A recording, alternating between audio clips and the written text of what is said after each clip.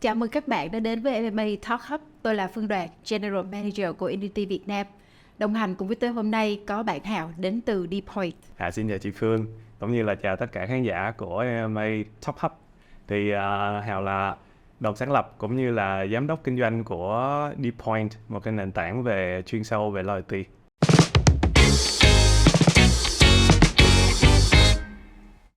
Vừa rồi chị cũng có tham gia với một guest speaker trong chương trình MMA Talk Hub về Customer Data Platform và Customer Journey. Thì hôm nay cũng rất là vui vì là mời được Hào tham dự vào cái Talk Hub lần này và chia sẻ về Loyalty Customer. Thì Hào có thể kể thêm cho khán giả về DPoint của mình là một giải pháp như thế nào được không? Thì DPoint là một nền tảng chuyên sâu về công cụ hỗ trợ cũng như là tư vấn về các chương trình loyalty. Thì tụi em bắt đầu là một startup thì start trong giai đoạn Covid, tức là cũng 2021. Rất challenging ha. Đúng ạ. Nhưng mà cái thời điểm đó thì tụi em lại nhận ra là cái nhu cầu về loyalty rất là nhiều. Tại vì sao? Tại vì không có ai ra đường được hết. Và mọi người gắn kết với nhau thì gắn kết với nhau bằng những cái nền tảng về truyền thông digital. Thì rất nhiều các doanh nghiệp người ta không có database, người ta không hề có một cái tương tác nào với khách hàng, tại vì đa số tất cả các tương tác đều là offline. Thì họ bị thiếu công cụ, họ lại cũng bị thiếu một cái know-how về vấn đề là làm sao để giữ chân khách hàng. Khi mà Covid ập tới thì lúc mà hết Covid ấy là gần như là reset game, khách hàng là thay đổi hành vi rất là nhiều, khách hàng lại thay đổi những cái thói quen, khách hàng cũng thay đổi những cái thương hiệu quen thuộc. Thì lúc đó thì cái bài toán đặt ra là làm sao giữ chân được khách hàng, làm sao để có thể là kéo khách hàng lại. Đó là một cái đầu bài mà rất là nhiều doanh nghiệp đặt cho tụi em. Nên tụi em cũng hy vọng là có thể giúp được nhiều doanh nghiệp trong cái vấn đề là về loyalty chẳng hạn. Tại vì cái này em nghĩ là chắc là mọi người cũng biết, tức là trước đây thì Việt Nam mình thì cái chương trình loyalty cũng không có phổ biến lắm, chỉ có những doanh nghiệp rất lớn mới có. Nhưng mà tụi em muốn là hầu như là tất cả doanh nghiệp, cả lớn cả nhỏ đều focus vào lĩnh vực là làm sao chăm sóc khách hàng được tốt nhất, cũng như là làm sao có những cái hậu mãi, làm sao có thể là kéo chân được khách hàng. Thì cái đó chính là mục tiêu của tụi em. Chị bắt được cái keywords vừa rồi mà em vừa có nói đó là hành vi. Thì trong một cái khảo sát của McKinsey thực hiện vào tháng 8 2022 về hành vi của người tiêu dùng ở khu vực châu Á Thái Bình Dương, thì trong đó chị catch được một cái information rất là thú vị, đó là người Việt Nam, tới 90% người tiêu dùng Việt Nam thay đổi cái nhãn hiệu hoặc là cái cửa hàng của mình, trong khi là người tiêu dùng ở Nhật Bản thì chỉ có 27%, hoặc là Hàn Quốc thì chỉ có 55%. Thì theo Hào thì đâu là cái lý do mà hành vi của người tiêu dùng Việt Nam chúng ta lại hay thế vậy? Cái này là cái sự thật mà em nghĩ là nó cũng tương đối không vui cho các doanh nghiệp, mà đặc biệt là những doanh nghiệp mang tính chất là B2C. Thì nếu mà 90% các khách hàng mà trong vòng 3 tháng vừa qua họ thay đổi các thương hiệu thì chứng tỏ là họ không trung thành. Cụ thể là như thế, đúng không ạ? Thì cái nguyên nhân sâu xa nó sẽ có, đối với tụi em thì em nghĩ là em cũng tiếp xúc đủ nhiều để có thể thấy được là thứ nhất là cái cạnh tranh ở Việt Nam nó rất là gay gắt. Thì bình thường nếu mà mọi người đi nước ngoài mọi người thấy cả con phố có một quán cà phê còn ở đây cứ đi 10 mét là có một quán cà phê. Cái sự cạnh tranh nó cực kỳ khủng khiếp, đúng không ạ? Cái thứ hai nữa là cái hành vi của khách hàng từ trước đến nay là cái mong muốn của khách hàng là đúng giống như là hành vi là thượng đế vậy á. Tức là sao? Tức là họ quen được nuông chiều rồi. Họ cũng không muốn là ok tôi phải gói gọn vào trong một cái thương hiệu nào cả, tôi muốn explore. Và cái cuối cùng nữa là trending. Tại vì hiện nay là đa số là mọi người là đều chơi những cái mạng xã hội, đúng không ạ? Mạng xã hội spread thông tin rất là nhanh. Rồi có trend nọ trend kia thì mọi người sẽ rất là đu trend. Kiểu như là mọi người thích là hôm nay có cái xu hướng này, ngày mai có xu hướng kia thì mọi người sẽ thử. Và mọi người khi mà họ thử rồi thì gần như là họ có thể là đâu đó họ sẽ quên đi cái thương hiệu mà mình đã gắn bó trước đây. Thì thường là sẽ có 3 cái nguyên nhân lớn như thế. Hiểu. Tiếp luôn cái nguyên nhân mà Hà vừa mới chia sẻ thì nó có khi nào thuộc về văn hóa không? Khi mà văn hóa của Việt Nam chúng ta luôn là buôn có hội bán có phường. Em nghĩ là một phần thôi ạ. Tại vì văn hóa của Việt Nam thì cũng tương đồng với là một số văn hóa Á Đông. Tức là hiện nay cái mà tụi em thăm dò cái thị trường Việt Nam rất là giống với thị trường Trung Quốc. Nhưng mà mọi người nếu mà trong cái báo cáo mọi người sẽ thấy là Trung Quốc là cái chỉ số đó nó cũng tương đối thấp, nó không có cao như Việt Nam, nó không phải là 90%, chỉ khoảng 60 mấy 70% thôi. Và trước đây theo em hiểu là Trung Quốc cũng đã có thời gian là cao như thế. Nhưng mà từ từ họ sẽ kéo cái chỉ số đó xuống. Như vậy. Và thậm chí là những cái nước như Hàn Quốc, như Nhật Bản là còn thấp nữa. Hàn Quốc chỉ có 50 mấy, Nhật Bản chỉ có 20 mấy thôi. Thì là em nghĩ là từ từ chúng ta cũng sẽ đi đến một cái gọi là cái đích như thế, để có thể là khách hàng họ có thể gắn bó với thương hiệu như vậy. Vậy thì với cái sự thay đổi trong hành vi của người tiêu dùng Việt Nam nhanh như thế, thì các doanh nghiệp Việt Nam theo em thách thức cũng như là họ phải đối mặt với cái thực trạng đó như thế nào? Thì hiện nay á, nếu mà mọi người thấy á, là cái chỉ số cao như thế thì giờ có hai cách. Thông thường á, cách thứ nhất là buông xuôi. Bây giờ mình đã thấy khó rồi thì thôi bỏ luôn hả? Bỏ luôn, mình sẽ đi theo trend. Tức là rất là nhiều doanh nghiệp tức là họ nói là thôi tôi khỏi cần chăm sóc khách hàng. Bây giờ khách hàng họ thích đu trend thì tôi đu trend với khách hàng luôn. Hiểu. Khách hàng mà có ví dụ có một số những xu hướng mới chẳng hạn là tôi sẽ ra món mới, tôi sẽ cố gắng tôi sẽ tiếp thị cái món mới đó. Chị thấy cái này rất nhiều luôn. Đúng rồi. Nhưng mà có xu hướng thứ hai là chỉ số này nó cao, chúng ta phải tìm cách chúng ta kéo lại. Tại vì chỉ khi kéo lại thì nó mới gọi là kinh doanh bền vững. Tại vì đu trend thì không thể nào mà doanh nghiệp lúc nào cũng đu cái trend cả. Là như thế thì đu trend nó là một phần thôi. Thì em nghĩ là cái xu hướng thứ hai đang là cái xu hướng nó chiếm ưu thế hơn. Và em quan sát thấy là nếu mà mọi người tại thời điểm này cuối năm 2023 thì mọi người thấy là rất nhiều doanh nghiệp đang launching hoặc là revamp lại cái chương trình loyalty. Thì em nghĩ đó là một cái cách tiếp cận phù hợp đối với lại cái vấn đề là làm sao để có thể là cứu vãn cái chỉ số này từ 90 xuống còn thậm chí là xuống còn 70 80 là đã rất là tốt rồi, đúng không ạ? Thì cái cách thứ hai á, thì em thấy là mọi người đang làm và đang làm rất là tốt. Thì em thấy là em có thể hỗ trợ được một số doanh nghiệp họ đang có những cái chuyển biến khá là tích cực. Cái đu trend em thấy nhiều nhất là ở ngành F&B. Nhưng mà một số khách hàng của em ở ngành F&B á, họ không đu trend nhưng mà cái tỷ lệ quay lại cũng như là một số những cái tỷ lệ khách hàng thân thiết của họ đang tăng khá là nhiều. Tò mò của em kể cho chị một vài ví dụ luôn đi. Có một hiệu cà phê mà tại em đang hân hạnh được phục vụ á, thì lúc đầu á thì họ không có đo lường cái chỉ số nào hết.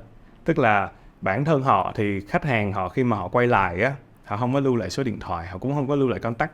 Nên bây giờ làm sao để đo được cái tần suất quay lại của khách hàng, tại vì họ đâu có ghi nhận thông tin của khách hàng nữa, đúng không ạ? Ngoài ra là những cái chỉ số liên quan đến việc là làm sao để biết được là cái tỷ trọng giữa việc khách hàng thân thiết và khách hàng không thân thiết, khách hàng tới một lần và khách hàng tới nhiều lần như thế nào, thì họ không có. Nhưng mà tại em khi mà bắt đầu cái dự án đó từ tháng 8 á, thì em bắt đầu thấy là tỷ lệ khách hàng thân thiết của họ đâu đó nó rơi vào khoảng cỡ 10% thôi. Tức là mỗi ngày có 100 khách hàng thì chỉ có 10 khách hàng là ngày trong tuần đó họ quay lại, còn lại là 90% là gần như là họ không quay lại, nó giống y chang như cái này. Đó, thì hết tháng 8 tụi em làm một cái gọi là một cái chương trình loyalty, cũng như là tụi em bắt đầu ghi nhận thông tin. Đến tháng 9, tháng 10, tháng 11 và đến nay là tháng 12 thì em thấy cái tỷ lệ bắt đầu quay lại đó nó đã bắt đầu nó tăng. Tức là lúc đầu là 10% nữa, bây giờ đang lên là khoảng cỡ 18-19% rồi. Hiểu. Như thế. Thì cái đầu tiên là mình phải đo lường được trước đã. Tức là nếu không có data, không có biết được tần suất cụ thể như thế nào thì làm sao mà mình biết được là mình cần phải làm cái gì, đúng không ạ? Thì đầu tiên là như thế, xong rồi sau đó thì tụi em sẽ có tư vấn những cái ví dụ như là với tệp này thì nên khuyến mãi như thế nào, nên chạy một cái chương trình như thế nào để người ta quay lại. Thì từ từ á, thì chắc là không phải là đùng một cái từ 10% mà lên tới 8-90% thì rất là khó, nhưng mà từ 10% tụi em có thể cải thiện dần. Thì đến nay khoảng cỡ sau 4 tháng là lên khoảng 18%. Thì nghĩ đó là một cái tín hiệu rất là tích cực. Chị hỏi thêm nha về cái dự án này, bởi vì bản thân chị khi mà chị cũng là một người làm trong ngành digital thì chị thấy rất là thú vị á. Khi mà một nhãn hàng họ đang có cái pain point về làm sao họ giữ chân được khách hàng của họ, thì Dpoint của mình tham gia vào, mình cung cấp các cái giải pháp. Vậy thì cái sự tích hợp giữa hệ thống của Dpoint với cái hệ thống hiện tại, ví dụ như hệ thống CRM mà khách hàng đang có, thì cái sự tích hợp đó với kinh nghiệm của em thì nó nên là một sự phối hợp như thế nào cả hai system này? Em xin nhấn mạnh là cái chương trình loyalty á, nó là marketing concept và marketing. Tức là cái đó là thuộc dạng gọi là một cái business logic chứ không phải là một cái hệ thống. Đúng không ạ? Tức là mọi người có thể hình dung là một cái chương trình loyalty có thể chạy hoàn toàn thủ công cũng được nữa, có thể chạy trên Excel cũng được, đúng không ạ? Miễn sao là mình có đủ cái công cụ để mình có thể vận hành cái hệ thống như thế. Thì á, cái tool Dpoint á, nó chỉ là làm sao để có thể là hỗ trợ được tối đa cho một doanh nghiệp có thể là vận hành một cái chương trình đó làm sao cho nó hiệu quả nhất, cho nó smooth nhất, cho nó gọi là optimize nhất. Thì nếu mà chỉ có CRM á, thì em không rõ, tại vì hiện nay trên thị trường rất là nhiều các loại CRM, mỗi CRM thì có tính năng khác nhau. Nhưng mà cái mà thông thường mà tụi em làm á, là tụi em sẽ tư vấn coi là họ muốn cái gì trong cái chương trình loyalty, họ muốn một cái scheme như thế nào, họ muốn là giả sử như là có một số doanh nghiệp là họ làm cái chương trình cashback, hoặc là một cái chương trình là cho phép nạp tiền trước và trả sau chẳng hạn, hoặc là một số những cái chương trình tier, tức là vàng bạc đồng, ví dụ như là theo một cái tỷ suất về mặt doanh thu nhất định thì họ sẽ được lên hạng và có những quyền lợi. Thì những cái đấy á là những cái mà cái tool loyalty nó sẽ cung cấp. Vậy thì làm sao CRM nó có cái tính năng đó không? Hay là CRM nó có những tính năng gì, thì tụi em phải ngồi phân tích là họ đang sử dụng cái CRM này và họ đang mong muốn là có một cái logic về mặt loyalty như thế này. Vậy thì hệ thống CRM có đáp ứng được hay không? Nếu hệ thống CRM không đáp ứng được thì Deploy sẽ bổ sung cái gì vào hệ thống CRM để có thể là chạy được một cái chương trình đó nó hiệu quả. Hiểu. CRM họ đâu có tính năng, ví dụ không có tính năng nạp tiền chẳng hạn, thì không có tính năng quản lý được cái balance của từng khách hàng, và cũng không có tính năng là cấn trừ tiền, cũng không có tính năng là đổi từ điểm ra quà chẳng hạn, thì là tụi em sẽ bổ sung cái tính năng đó vào CRM. Rồi giả sử như là CRM không có những cái tính năng liên quan đến phân tích, không có những cái tính năng liên quan segment chẳng hạn, thì tụi em sẽ bổ sung những cái tính năng đó vào CRM. Thì mỗi khách hàng á, thì thông thường nó sẽ có những cái cách thức để tích hợp với CRM khác nhau tùy vào cái nhu cầu. Nhưng mà đa số tụi em á, thì tụi em thấy là khách hàng B2C thì hầu như không có CRM. Có thể là họ sẽ có CDP đấy, họ sẽ có cái gọi là cái tool để có thể là vận hành CDP, nhưng mà CRM thì họ ít. Vậy nên là tụi em hay nói là Deploy cũng đóng vai trò gần giống như là một cái B2C CRM cho khách hàng. Vậy thì Deploy của mình đang có rất là nhiều module để mà tích hợp cũng như là enable cho khách hàng về cái phần là loyalty customer, đúng không? Thì qua những cái module đó, với thị trường là ở Việt Nam, em thấy consumer ở Việt Nam được trigger nhất là ở cái module nào? Hiện nay á là cái module về loyalty của tụi em á là module đang được sử dụng tương đối nhiều. Thì loyalty nó sẽ có rất là nhiều các loại loyalty khác nhau. Hồi nãy em nói á, là cashback cũng là một dạng loyalty, đúng không? Đó, rồi những cái tier vàng bạc đồng cũng là loyalty, hoặc là paid membership, tức là trả tiền một lần cho một cái hạng nào đó, xong rồi có thể hưởng cái ưu đãi chẳng hạn. Thì là tụi em đang dùng cái module đó để có thể tư vấn cho khách hàng. Tùy cái hình thức khách hàng khác nhau thì sẽ có những cái module khác nhau. Ví dụ một cái đơn vị làm về làm đẹp, hoặc là những cái đơn vị làm về cắt tóc nam chẳng hạn, hoặc là chăm sóc gọi là sức khỏe cho nam, thì là họ sẽ có những cái module liên quan đến việc là tôi phải làm một cái paid membership, họ phải trả tiền trước một phần, xong rồi sau đó thì với cái quyền lợi ưu đãi như thế, mỗi tháng tôi sẽ cung cấp cho họ những cái voucher, cung cấp cho họ những cái gói miễn phí gì đó theo từng tháng. Thì cái đó là cái mỗi ngành là như vậy. Còn ví dụ ngành cà phê đi, thì ngành cà phê á, thì mọi người chắc cũng hay tham chiếu đến là cái chương trình loyalty của Starbucks. Thì là cái chương trình loyalty của Starbucks là chương trình nạp tiền trước, đúng không ạ? Nạp tiền trước xong rồi sẽ dùng cái tiền đó để cấn trừ vào trong cái mỗi lần giao dịch. Thì họ vận hành cái đó rất là hay ở chỗ là làm sao để cho khách hàng có động lực để nạp tiền trước. Thì mọi người sẽ thấy là cứ năm nào á, là Starbucks cũng có tới cái mùa này nè, là cũng sẽ có nạp tiền khoảng cỡ bao nhiêu tiền đó thì sẽ được tặng một cái món quà là một cái cuốn sổ rất là đẹp, cực kỳ đẹp luôn. Thì ở bình thường là mua khoảng cỡ 20 mấy 30 đô á, nhưng mà chỉ cần nạp khoảng cỡ 100 đô là có thể là lấy được cái cuốn sổ đó rồi. Thì cái đó cũng là cái hình thức mà họ có thể là vận hành để họ có thể là khuyến khích khách hàng nạp trước. Như thế thì em nghĩ là mỗi doanh nghiệp có những cái technique khác nhau. Và cái module hiện nay của tụi em là cái module về mặt gọi là flexible trong cái loyalty engine á, là cái sử dụng nhiều nhất. Cái Starbucks rất là hay ha, có nhiều người họ nói là số tiền mà Starbucks đang giữ của trên toàn thế giới còn lớn hơn cả ngân hàng quốc dân Mỹ luôn mà. Mấy tỷ đô. Yes. Em không là chắc mấy trăm đô. Chị tiếp nối thêm, tại vì cái chủ đề này hay quá. Khi mà mình đo về loyalty customer đi, thì theo em cái chỉ số nào là cái chỉ số quan trọng nhất để mình đánh giá là một cái chương trình đó nó hiệu quả? Hiện nay tụi em chia ra ba nhóm chỉ số, nhưng mà chắc là mỗi nhóm thì chắc có một số những cái chỉ số đại diện thôi. Thì nếu mà nói về RFM á, tức là những cái liên quan đến RFM thì chắc là trong chương trình rồi có các anh đi trước thì anh đã giới thiệu rất là nhiều về cái mô hình này rồi. Thì đầu tiên là retention, đúng không ạ? Thì retention thì cái chỉ số quan trọng nhất đối với retention đó chính là tần suất quay lại. Họ quay lại một tháng một lần, hay một quý một lần, hay một tuần một lần. Cái chỉ số đó mình phải đo lường bằng được, tại vì cái đó nó rất là quan trọng. Ví dụ như là một quán cà phê đi, thì cái chỉ số cái tần suất quay lại mong muốn là gì? Thông thường là một tuần, đúng không ạ? Nhưng mà nếu mà một cái hãng thời trang thì cái chỉ số quay lại mong muốn là gì? Không thể nào mỗi tháng người ta phải mua đó, thì cái chỉ số có thể là hàng quý. Thì mỗi doanh nghiệp có một cái chỉ số retention khác nhau, nhưng mà mình phải có xác định được là như thế nào là tốt. như nào không tốt. Thì cái chỉ số về retention là cái gọi là tụi em hay gọi là RR, retention rate 30, 60, 90 hoặc là 7 gì đó, tức là tụi em sẽ có những cái đo lường, ví dụ là RR7 tức là tỷ số cái tần suất quay lại trong 7 ngày, tần suất quay lại trong 30 ngày, tần suất quay lại trong 90 ngày. Đó là như thế. Thì cái đó là cái mà đầu tiên là về retention. Cái thứ hai á, liên quan đến việc gọi là monetary đi, tức là những cái liên quan đến tiền bạc. Tức là sao? Tức là họ có mua nhiều hơn bình thường hay không? Volume of purchase đúng không? Đúng rồi, dạ. Thì là một cái lifetime value của khách hàng là ước lượng trong một năm là khoảng cỡ bao nhiêu. Vậy thì trong một năm đó họ có mua nhiều hơn năm trước hay không? Một tháng đó họ có mua nhiều hơn tháng trước hay không? Thì cái đó là cái mà em nghĩ là cần phải đo lường. Giờ một cái lifetime value, nhưng mà mình có thể chia nhỏ nó thành là không phải là theo năm, có thể là theo tháng hoặc theo quý. Thì có thể thấy được là một khách hàng cái gọi là cái volume của họ mua có khá hơn hay không.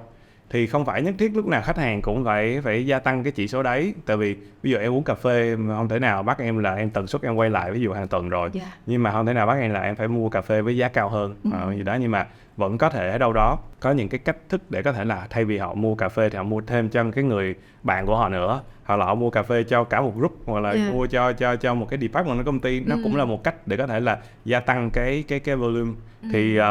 Thì tụi em cũng vẫn sẽ có những cái chỉ số như thế để đánh giá, nhưng mà phải segment ra được là tệp nào sẽ là phù hợp để có thể mình upsell, tệp nào thì họ khá là resistant trong cái vấn đề là không có upsell được. Như thế. Thực ra là còn một số những cái chỉ số nữa mình có thể đánh giá được, ví dụ chỉ số hài lòng của khách hàng.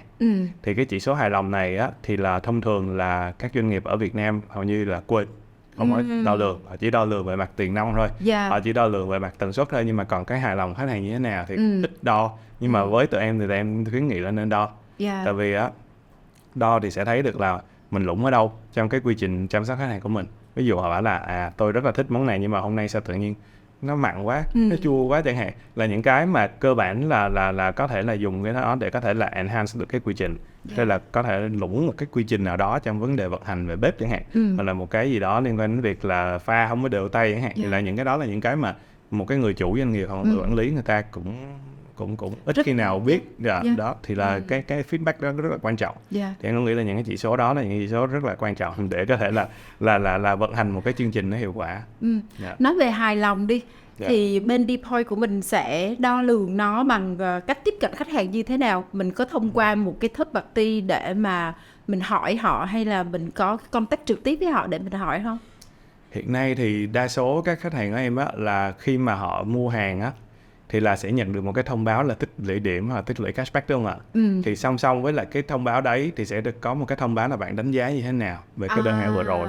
Tức là một thông báo nhưng mà nó sẽ cover khá là nhiều các cái yếu tố. Thứ nhất là cái yếu tố mình thông báo cho khách hàng về cái quyền lợi của họ được sau khi họ mua hàng. Cái thứ hai nữa là yêu cầu họ là có thể là để lại feedback cho tôi đi. Thì nếu mà để lại feedback thì có thể là họ sẽ được thêm một số điểm tương đối nhỏ thôi, nhưng mà cũng là một cách để có thể là khuyến khích họ là feedback lại.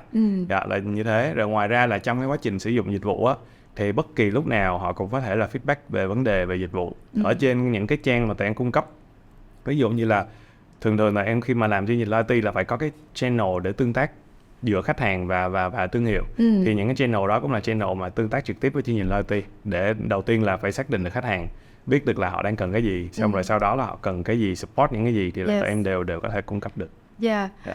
Chị tò mò thêm một cái ngành hàng này nha, là ngành hàng beverage.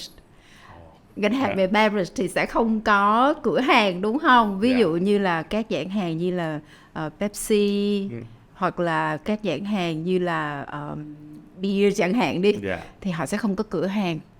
Thì với những ngành hàng như vậy thì em sẽ activate cái chương trình loyalty customer như thế nào?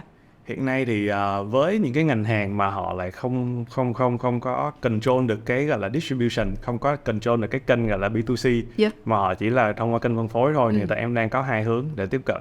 Thì cái hướng thứ nhất á, là cái hướng mà chắc cũng lâu đời nhưng mà cũng khá là hiệu quả, đó là tụi em sẽ có những cái định danh unique code trên từng sản phẩm. Sắp tới thì chắc là sẽ có những cái hãng sữa, hãng nước ngọt, hãng bia, thì trên từng sản phẩm, có thể là trên từng cái nắp chai bia hoặc là trên từng chai sữa sẽ có những cái đoạn mã để mọi người có thể là khi mọi người tiêu dùng cái đấy ấy, là mọi người có thể tích được điểm. Tức là cứ mỗi lần tiêu dùng một lon sữa, một lon bia, hoặc là có thể là tiêu dùng một cái đơn vị sản phẩm nào đó là có thể là tích được điểm. Cái này là cái mà đã có nhiều rồi, và dựa trên cái đấy thì tụi em sẽ thu thập được thông tin khách hàng. Trước đây thì mọi người cứ thấy là bật nắp chai bia thì biết được là trúng hay không trúng, đúng không ạ? Tức là tax to win chẳng hạn. Nhưng mà bây giờ thì nó sẽ nhanh gọn hơn. Ví dụ như là bật nắp một chai bia thì sẽ có một cái QR code, scan cái QR code đó sẽ trỏ về một cái chương trình. Và cái chương trình này, một là quay số trúng thưởng. Nếu mà bạn không trúng thưởng thì bình thường vứt cái nắp đó luôn. Có thể là vẫn có thể dùng cái này để có thể tích lũy được. Ví dụ hôm nay bạn uống bao nhiêu chai chẳng hạn, thì là cứ mỗi một tuần thì có thể là có một cái phần thưởng khác nhau. Là cái đó là cái mà các cái nhãn hàng FMCG đang làm để có thể là control được cái chương trình khá là thân thiết. Cái đó là một, đó là QR code trên sản phẩm. Cái thứ hai á, mà làm nó tương đối dễ hơn, tại vì QR code trên sản phẩm nó sẽ đụng đến vấn đề về sản xuất nữa. Tại vì có rất là nhiều cái đơn vị họ đang gặp khó khăn cái vấn đề là làm sao tôi nhét được cái QR code đó vào trong từng cái chai bia, tại vì mỗi ngày tôi sản xuất cả triệu chai. Đúng rồi. Đấy, và làm như thế thì nó rất là mất nguồn lực trong vấn đề sản xuất. Thì một số nhãn hàng thì họ đang làm theo cái hướng nó cũng đơn giản hơn, nhưng mà nó lại không có một cái độ phủ lớn, tức là scan bill tức là mọi người sẽ thấy được là mọi người đi các cái kênh siêu thị này, rồi các cái kênh mà liên quan đến là CVS, tức là convenience store á, thì các nhãn hàng họ bảo là bây giờ tôi sẽ tích điểm cho anh nếu như anh scan cái bill này, anh chụp cái bill này và anh submit lên trên cái trang đó, thì là miễn sao là trong cái bill đấy có cái sản phẩm của thương hiệu thì là sẽ được tích điểm, hoặc là được nhận một cái vòng quay gì đó. Thì cái này cũng khá là phổ biến hiện nay, và các cái nhãn FMCG cũng đang chạy cái kênh này rất là hiệu quả.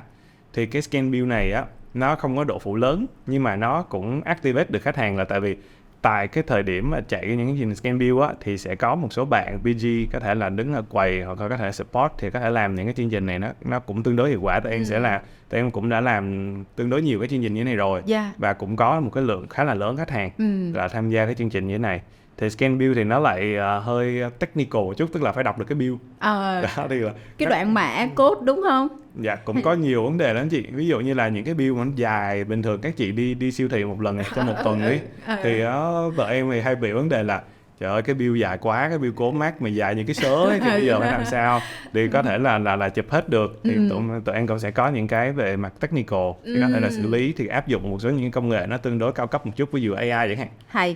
Rồi áp dụng một số những cái technique liên quan đến việc là bây giờ không cần phải scan bill nữa, giờ quay video nhỏ thôi, scan lướt qua cái bill là có thể là đọc được rồi. Là những cái mà tụi em đang develop và đang chạy khá là thành công. Thì với FMCG thì cơ bản em sum up lại là khoảng có hai cách. Thứ nhất là QR code trên sản phẩm. QR code trên sản phẩm thì áp dụng tương đối lớn, nhưng mà có những cái sản phẩm giá trị lớn thì mới nên làm cái đấy.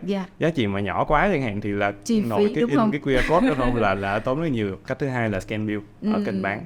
Trong quá trình phát triển sản phẩm thì Deploy cũng như là bản thân Hào đã có những cái chiến lược hay là có những cái sự chuẩn bị như thế nào để đáp ứng được với cái sự thay đổi của hành vi của người tiêu dùng trong tương lai không bạn? Dạ, thì thông thường á, hành vi người tiêu dùng là cái mà không có ai dự báo trước được hết. Sẽ rất là khó trong vấn đề là mình sẽ đón đầu được cái gì. Thì nếu mà không đón đầu được thì mình phải adapt. Thì tụi em có một cái là tụi em liên kết với lại rất là nhiều các đơn vị trong và ngoài nước để có thể là study được cái hành vi người tiêu dùng. Và bản thân tụi em á, là làm với mỗi khách hàng á, là đều rất là khuyến khích khách hàng là phải ghi nhận được thông tin về cái hành vi của khách hàng nó thay đổi như thế nào, thì từ đó ra được cái chiến lược adapt. Thì hiện nay á, là tụi em đang có hai cái engine để có thể làm được cái điều đó. Cái thứ nhất á, là tụi em có bản thân Deploy là cũng có nhúng một cái CDP nhỏ trong đó, là có thể là understand được cái hành vi, cái behavior data của khách hàng. Từ cái behavior data đó thì tụi em sẽ adjust bằng một số những cái technique khác nhau. Thì mình phải có được cái behavior đã, mình phân tích được là cái behavior nó như thế nào. Xong rồi cái thứ hai á, là để đáp ứng được cái behavior đó thì cái hệ thống nên xây dựng như thế nào để đáp ứng được. Tới cái khúc xây dựng á, thì tụi em lại liên kết với lại những cái bên ví dụ như là Loyalty Academy, hoặc là một số những cái trường đại học mà chuyên sâu về marketing, và một số những cái chuyên gia để bảo là bây giờ với hành vi như thế này thì doanh nghiệp nên thay đổi như thế nào để đáp ứng. Cái đó là về mặt logic, về mặt marketing trước. Xong rồi dựa trên cái logic về marketing á, thì tụi em mới chuyển hóa nó ra thành cái tính năng của hệ thống. Thì hiện nay là tụi em có liên kết với tương đối nhiều các cái đơn vị về mặt chuyên gia như thế để tụi em có thể là understand được, và cuối cùng là tụi em đưa vào trong cái logic của hệ thống. Thì vẫn có, và phải làm rất là bài bản, chứ cũng không phải là đang thấy khách hàng là bây giờ làm kênh Zalo thì giờ tôi làm kênh Zalo, em thấy khách hàng là thích landing page là tôi làm landing page. Tại vì nó sẽ có những cái logic ở dưới, nó sẽ mang tính chất gọi là cái tính chất về cái tâm lý của khách hàng, cũng như là cái gọi là cái xu hướng như thế nào. Chị thấy khâm phục đấy, trong thời gian mùa dịch mà mình có thể nghĩ ra một cái concept về marketing, rồi cả một cái hệ thống technology bên dưới để support cho tới bây giờ mới khoảng từ 2 năm thôi, đúng không? Dạ. Thì thực ra cái loyalty marketing nó không mới. Chỉ có điều là nó không quá phổ biến ở Việt Nam. Yes. Bây giờ nếu mà ở Việt Nam mà muốn tìm kiếm cái gọi là chuyên gia về loyalty marketing á, là cũng khá là hiếm. Dạ. Vậy nên đó là tụi em cũng mong muốn là mang cái không phải chỉ là hệ thống, tụi em cũng mong muốn là mang cái cách thức chăm sóc khách hàng và cái loyalty này về Việt Nam để có thể là làm sao để phổ biến ra được nhiều nhất có thể. Thì không phải là chỉ là phổ biến mang tính chất gọi là thay vì chạy campaign gì đó thì là có một cái campaign mang tên là loyalty, không phải như thế, mà nó sẽ là một cái gì đó mà đội marketing cần phải tập trung, cần phải chạy một cách lâu dài để có thể là chăm sóc được khách hàng mình nó hiệu quả hơn. Như vậy. Với một chuyên gia đi, chị có thể gọi em như là một chuyên gia trong ngành về loyalty customer đi ha. Thì với những cái khách hàng mà họ đã có CRM nè, họ đã có CDP rồi, vậy thì họ có cần phải có thêm một đơn vị làm loyalty customer cho họ không? Hay là bản thân họ có thể activate được? Đầu tiên á, là CRM và CDP đó là những công cụ rất là hiệu quả rồi. Có một số đơn vị là họ chẳng cần phải có chương trình loyalty gì cả, họ vẫn có thể chạy những cái campaign mà đánh vào vấn đề là retention cho khách hàng. Tức là hiện nay có một cái concept mới là concept là informal loyalty program. Tức là một cái program nó không mang tính chất là official, nó chỉ là informal thôi. Tức là có thể là khoanh vùng khách hàng, có thể là đẩy ra những cái thông điệp chăm sóc khách hàng, nhưng mà không có tạo ra một cái chương trình loyalty và không có announce cái chương trình đó, không có một T&C, không có một cái term condition của chương trình đó. Chỉ là doanh nghiệp tự quản lý được những cái tệp khách hàng của mình theo những cái logic nhất định và chăm sóc họ theo cái tệp đó thôi. Thì là cái xu hướng đó là xu hướng mới. Nhưng mà để làm được điều đó thì cái mà em nghĩ là cần thiết là cần phải có data khách hàng. Thì data khách hàng có thể đến từ CRM, có thể đến từ CDP. Còn cái việc mà chăm sóc khách như thế nào thì cái đó nó sẽ phụ thuộc vào vấn đề là họ muốn cái gì. Họ muốn một cái tool có những cái tính năng như thế nào. Nếu mà CDP đã có những cái tính năng đó rồi, và hầu như là các CDP hiện nay trên thị trường là họ cũng có thể là họ bán kèm một số những cái module liên quan đến là automation, liên quan đến engagement. Thì có thể là nếu mà một cái chương trình loyalty đơn giản họ có thể dùng luôn cái tool đấy, họ có thể dùng luôn cái tính năng về engagement đấy. Đó. Nhưng mà còn nếu mà họ cần một cái gì đó nó phức tạp hơn, nó chuyên sâu hơn về loyalty, thì em nghĩ là vẫn cần một cái hệ thống loyalty nó chuyên sâu một chút, để nó gọi là thường tại em bảo là cái tool nó phải vô đúng tay người dùng thì nó mới mang lại hiệu quả tốt nhất. Vậy thì cái gọi là cái tool của tụi em là tụi em thông thường em khuyến nghị là phải có một cái mindset về mặt loyalty rất là sâu thì có thể là ứng dụng nó sẽ hiệu quả. Còn nếu mà chỉ dùng để engagement thôi thì em nghĩ là chắc cũng chưa cần đến cái mức độ là loyalty như thế. Vậy thì vẫn phụ thuộc vào cái ngành hàng, cũng như phụ thuộc vào cái đối tượng khách hàng mà công ty đó đang phục vụ, và phụ thuộc cả tầm nhìn của người quản lý nữa, đúng không em? Dạ đúng. Vậy thì để mà mình bắt đầu với một cái doanh nghiệp mà họ đang có cái dự định là muốn triển khai loyalty customer, thì về operation đi, thì em có những cái lời khuyên, hay là em có những cái tư vấn nào dành cho những doanh nghiệp như vậy? Thì loyalty nó sẽ có hai cái ngân sách để có thể là làm. Thứ nhất là cái ngân sách liên quan đến việc là vận hành, hai là ngân sách về quà tặng. Tại vì nếu mà không có chạy chương trình loyalty mà không có quà, không có gì hết thì gần như là khách hàng sẽ không có tham gia lắm đâu. Thì cái ngân sách mà về quà tặng nó cũng tương đối nó nhiều, chứ không có đơn giản. Thì mọi người cứ hình dung là một cái khối lượng volume trading hoặc là mua hàng của khách hàng loyalty đi, thì thông thường là best practice sẽ là khoảng cỡ 5%. Cái tổng cái volume đấy thì sẽ là 5% đến 10% sẽ trở thành là cái chi phí về quà tặng. Là như vậy, mình nên dành một cái khoản ngân sách như thế.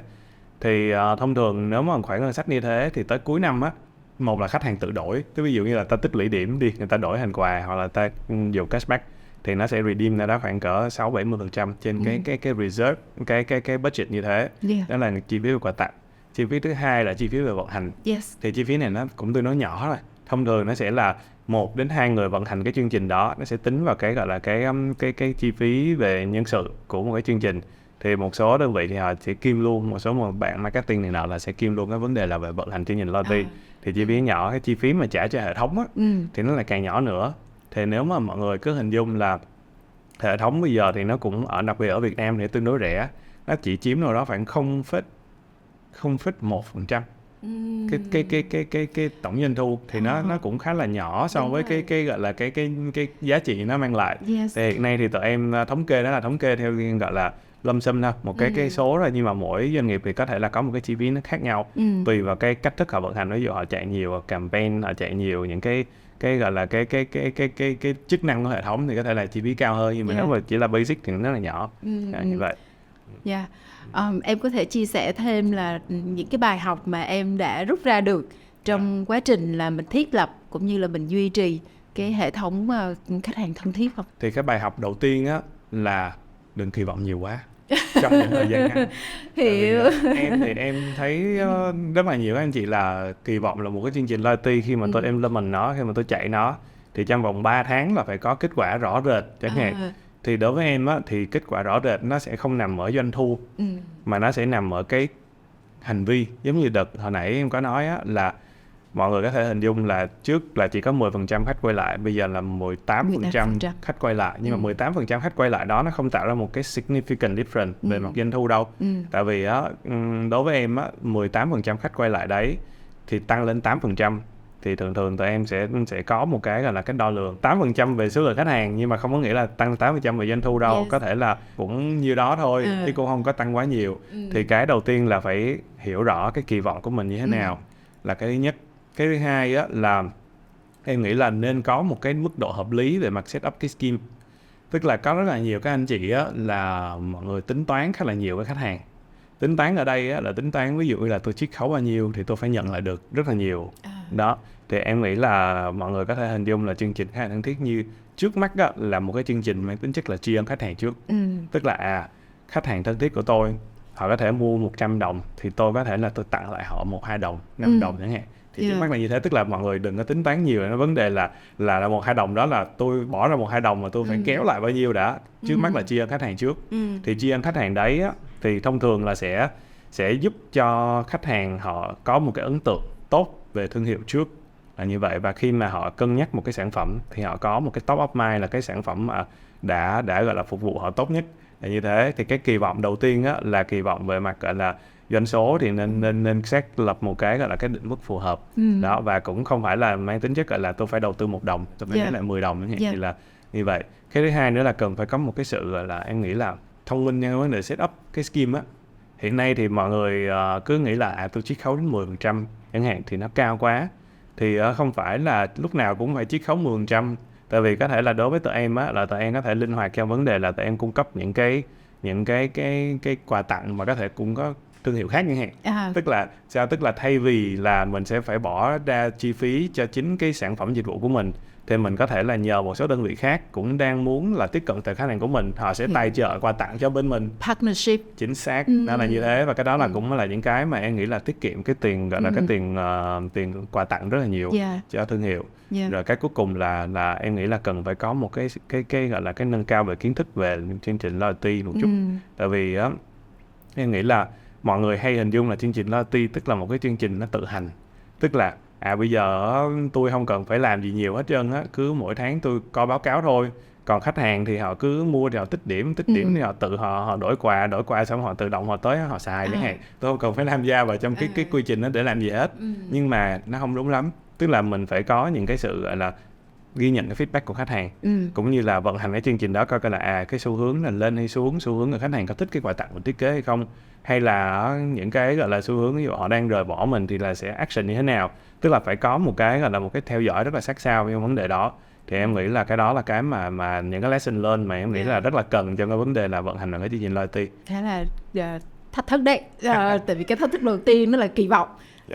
Cái đó là cái đầu tiên. Dạ. kỳ vọng. Thì dĩ nhiên là khi một người mà họ bỏ chi phí ra để vận hành một cái dự án nào đấy Dạ. thì luôn luôn mong muốn cái return on investment nó đến nhanh Chính nhất. xác. Dạ. Dạ. Chị hiểu cái pain point rồi ha. Extra thêm một câu hỏi em luôn ha. Dạ. Là khi mà chúng ta vận hành chương trình loyalty, chúng ta có nên tách biệt với chương trình sales không? Tại vì bây giờ chúng ta thấy được là các khách hàng kết upsell rất là nhiều. Tháng nào cũng có double day. Dạ. Rồi chưa kể có những cái mùa là festive cho mình sale nữa. Dạ. Thì em thấy là với những cái chương trình mà mình chạy loyalty, nó có nên đi đồng hành cùng với chương trình mình kết upsell không? Hay là mình nên tách nó ra? Hiện nay á, tụi em đang nói về Dpon trước đi ha. Tụi em đang có 2 cái engine. Cái engine đầu tiên, 3 cái engine chứ. Engine đầu tiên là loyalty. Engine thứ hai là engine về xử lý dữ liệu, về data, về CDP. Cái engine thứ ba là engagement, tức là đáp ứng những cái yêu cầu liên quan đến việc là chạy những cái campaign và những cái campaign liên quan đến sale.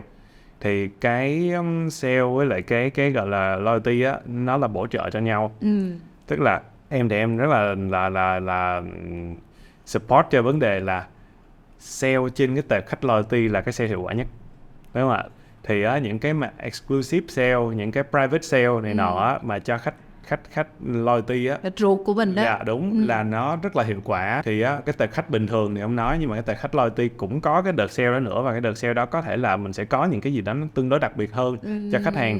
Thì nó cũng vừa là, thứ nhất là cái dịp để sale nó mang tính chất là mùa vụ mà. Nhưng mà cái thứ hai là cũng có một cái ấn tượng tốt cho cái khách loyalty, tức là tôi tự nhiên được đối đãi tốt hơn so với những ông kia. Bình thường sale là sale như đây, nhưng mà có thể là với cái tệp khách loyalty, đặc biệt là khách VIP, khách VIP chẳng hạn, thì lại có một cái chính sách nó hấp dẫn hơn và nó rất là gọi là secret deal á. Đó thì là cái đó là cái mà em nghĩ là khách hàng rất là thích, và gọi là có thể nó sẽ không phải là một cái gì đó nó quá là impact đến cái P&L, cái revenue, nhưng mà đối với em nó gây là cái ấn tượng rất là tốt với khách hàng. Vậy nên là em vẫn khuyến khích là nên có sale trong cái chương trình loyalty nữa, là rất là hiệu quả. Hiểu. Cảm ơn Hào rất là nhiều vì cái buổi chia sẻ với MMA Talk Hub ngày hôm nay.